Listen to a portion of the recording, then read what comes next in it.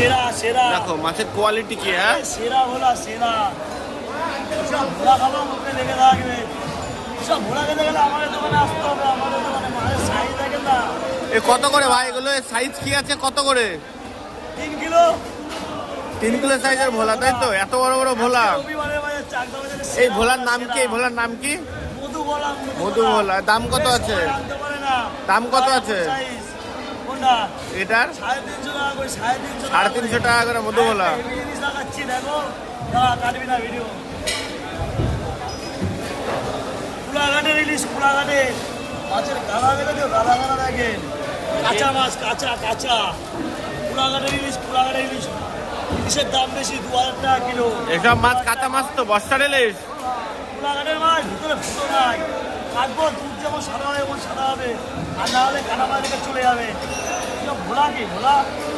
সব ভোলা দেখলে, ভোলাটা দেখা, ভোলাটা দেখা। সব মাছ দেখলেই তো নিতে ইচ্ছা করে।